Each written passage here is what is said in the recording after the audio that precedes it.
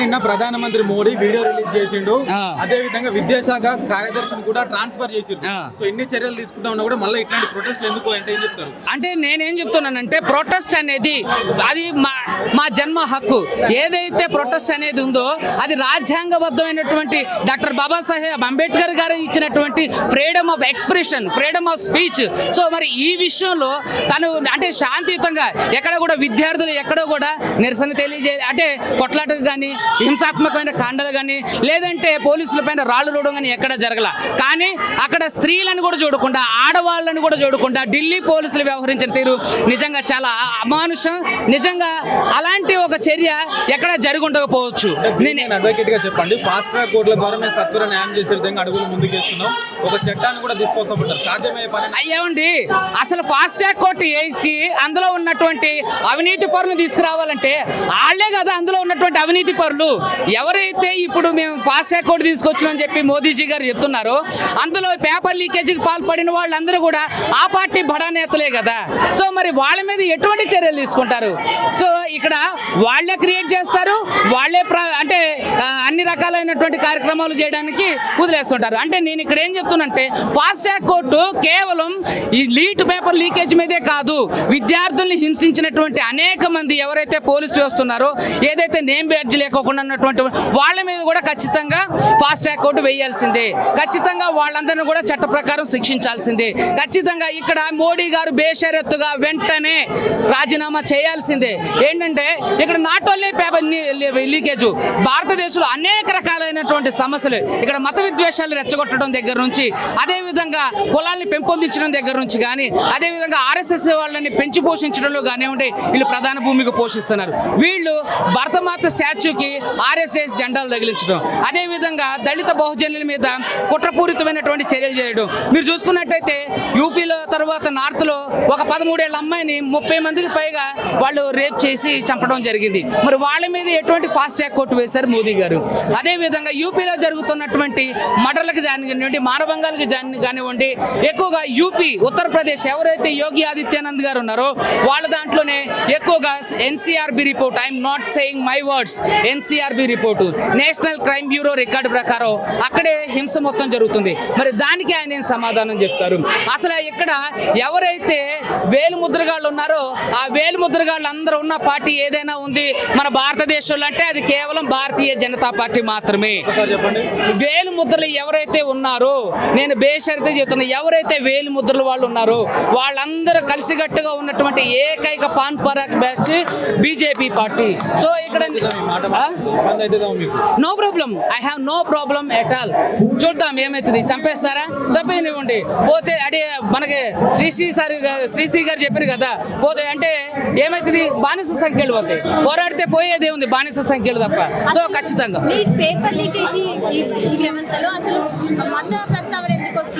ఇక్కడ కేవలం paper leakage అనేది నాట్ ఓన్లీ ఈ సామాజిక అంశం. సో ఒక విషయానికి సంబంధించింది కాదు.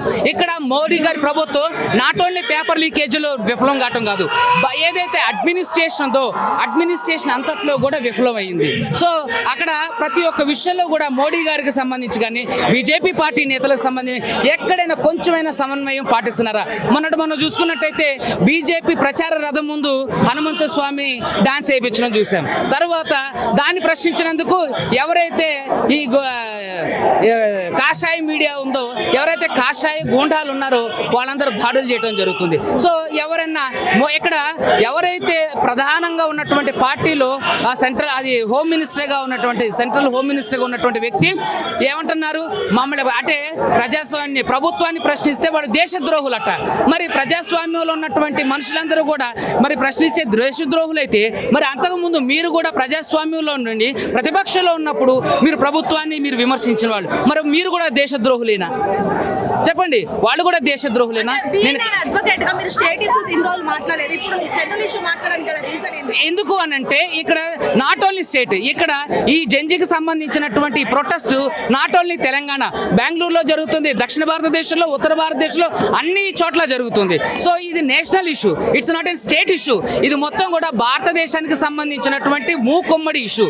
సో దీంట్లో నేనేం చెప్తున్నానంటే నీట్ పేపర్ లీకేజీ అవ్వడంలో 2 సార్లు విఫలం అయ్యారు అని అంటే ఇంకా ఎంత పకడ్బందీగా చేస్తే నీట్ పేపర్ అంటే అది కట్టుదిట్టం చేయడం జరుగుతుంది. దానికి ఫాస్ట్ ట్రాక్ కోర్టు ఏర్పాటు చేశారట. నిజంగా నాకు బీయింగ్ అన్ అడ్వకేట్ నాకు మంచిగా అనిపించింది. కానీ దాంట్లో ఉన్న దొంగలందరూ కూడా వాళ్లే కదా, దాంట్లో ఉన్న వాళ్ళందరూ కూడా వాళ్లే కదా, ఆ ప్రభుత్వానికి సంబంధించినటువంటి పెద్దలే కదా. మరి అలాంటప్పుడు వాళ్ళకి ఏ విధంగా శిక్షలు పడతాయి? సో ఖచ్చితంగా ప్రజలందరూ కూడా దీన్ని గమనించాలి. అసలు యాంటీ నేషనలిస్ట్ అంటే ఎవరు? యాంటీ నేషనలిస్ట్ అంటే నేను ఒకటే చెప్తున్నానండి, భారతదేశానికి ప్రత్యక్షంగానో పరోక్షంగానో హాని చేసేవాళ్ళు, భారతదేశ సమగ్రతను దెబ్బతీసేవాళ్ళు, భారతదేశ వ్యవస్థ మీద తప్పుడు అంటే లేనిది లేనట్టుగా అంటే ఉన్నది లేనట్టుగా లేనిది ఉన్నట్టుగా క్రియేట్ చేసేవాళ్ళు, ఎవరైతే ఆటంకవాదులు, ఎవరైతే ప్రజాస్వామ్యాన్ని కూనీ చేస్తారో వాళ్ళు రాజకీయ నాయకులైనా సరే, ఎవరైతే ప్రజలకు వ్యతిరేకంగా ఉంటారో వాళ్ళందరూ కూడా యాంటీ నేషనలే. ప్రభుత్వాన్ని ప్రశ్నించిన వాళ్ళు యాంటీ నేషనల్ ఎవరు? ప్రభుత్వంలో ఉండుకుంటూ ఇలాంటి కూనీలు చేసేవాళ్ళు యాంటీ నేషనల్స్. నేను అదే అంటున్నా, ప్రభుత్వాలు ప్రశ్నించడం జన్మ హక్కు, రాజ్యాంగం ఇచ్చినటువంటి హక్కు.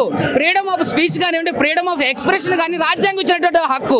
సో దాన్ని శాంతియుతంగా ప్రొటెస్ట్ చేస్తున్నప్పుడు అది ఎలా దేశద్రోహం అవుతుంది? అసలు దేశద్రోహం అంటే ఏంటో ఈ ద్రోహులకు తెలుసా? దేశద్రోహం కేసు ఎప్పుడు పెడతారు చెప్పండి? దేశద్రోహం ఎప్పుడైతే తీవ్రవాద సంస్థలకి ఎవరైతే సహకరిస్తారో, ఎవరైతే దేశ సమగ్రతకు దెబ్బతీసే విధంగా ఉంటారో, ఎవరైతే మన నిగూఢంగా అంటే గూఢాచారిగా వ్యవహరించి మన దేశ రహస్యాలు వేరే వాళ్ళకి చేరవేస్తారో, వేరే దేశానికి చేరవేస్తారో, ఎవరైతే అంటే ప్రభుత్వానికి వ్యతిరేకంగా కాదు ప్రజాస్వామ్యానికి వ్యతిరేకంగా ఎవరైతే పనిచేస్తారో వాళ్ళు అంటే యాంటీ నేషన్స్.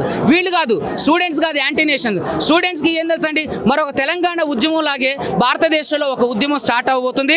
ఖచ్చితంగా ఇది పెను ప్రమాదాన్ని ఏదైతే పెను మార్పుల్ని తీసుకురావడానికి అవకాశం ఉంది. ధర్మేంద్ర ప్రధాన్ రాజీనామా చేస్తే దీనికి పరిష్కారం లేదు. నాట్ ఓన్లీ ధర్మేంద్ర ప్రధాన్ ఇప్పుడు రాజీనామా చేస్తే దీనికి పరిష్కారం దొరకదు. ఖచ్చితంగా మోడీ గారు కూడా దీనికి రాజీనామా చేయాల్సింది. మీరు చూసుకున్నట్లయితే గతంలో ఇదే బీజేపీ ప్రభుత్వంలో ఉన్నటువంటి వాజ్పేయి గారు ఆయన మీద వచ్చినటువంటి వ్యాఖ్యలకి వ్యతిరేకంగా ఏం చేశారు? రాజీనామా చేశారు. మరి ధర్మేంద్ర ప్రధాన్ ఇంత పెద్ద తప్పు జరిగినప్పుడు ప్రభుత్వం దీన్ని సామాజిక నైతిక బాధ్యతగా తీసుకొని ఎందుకు రాజీనామా చేయదు? ఇక్కడ రాజీనామా చేయడమే కాదు, ప్రజాస్వామ్యంలో మార్పులు తీసుకురావాలి. అదేవిధంగా సెక్యులర్ అనే పదాన్ని కాపాడాలి. ముఖ్యంగా ఇక్కడ సెక్యులర్ అనే పదాన్ని కాపాడాలి. ఎవరైతే జాతుల మధ్య అదే కులాల మధ్య విద్వేషాలు రెచ్చగొడుతున్నటువంటి ఎవరైతే బీజేపీకి సంబంధించినటువంటి వ్యక్తులు ఉన్నారు, సమ్ కైండ్ ఆఫ్ పర్సన్స్, వాళ్ళందరూ కూడా ఖచ్చితంగా వీళ్ళని శిక్షించాలి. వీళ్ళే యాంటీ నేషనల్. సో కాబట్టి ఇలాంటి వాళ్ళలో మార్పులు తీసుకురావాలి. కాబట్టి నేను ప్రజలందరికీ కూడా ఒకటే చెప్తున్నా, ఇక్కడ నైతిక బాధ్యతగా తీసుకొని గతంలో ఏ విధంగా అయితే వాజ్పేయి గారు రిజైన్ చేశారో అదే విధంగా మోడీ గారు కూడా రిజైన్ చేయాలి. హిట్ టీవీ యాప్, ఇందులో short news, live news, entertainment shows, movies, digital magazines తో పాటు మీ జిల్లా వార్తలను కూడా ఫ్రీగా చూడొచ్చు. ఇంకెందుకు ఆలస్యం, వెంటనే హిట్ టీవీ యాప్ ని డౌన్లోడ్ చేసుకుని ఫ్రీగా ఎంటర్టైన్మెంట్ పొందండి. Hit TV app. Hit TV app. Please download hit TV app. Hit TV app ని ఫ్రీగా డౌన్లోడ్ చేసుకొని ఎంజాయ్ చేయండి. మీకు నచ్చిన ఎంటర్టైన్మెంట్ కోసం హిట్ టీవీ యాప్ ని ఫ్రీగా డౌన్లోడ్ చేసుకుని ఎంజాయ్ చేయండి. హిట్ టీవీ యాప్ ని డౌన్లోడ్ చేసుకుని ఆస్వాదించండి, ఆశీర్వదించండి. ఇంతమంది సెలబ్రిటీలు హిట్ టీవీ యాప్ ని డౌన్లోడ్ చేసుకోండి అని చెప్తున్నారంటే ఎంత మంచి యాప్ ఆలోచించండి. అమెరికా అమెరికా అమెరికా అమెరికాలో చదవాలనుకునే వాళ్ళకి విశ్వసనీయమైన పేరు మన శౌర్య కన్సల్టెన్సీ. UK లో 1 year masters, UK లో 1 year masters, 2 years work permit up to 5 years visa. Contact Saurya Consultancy. Contact 89851 89851.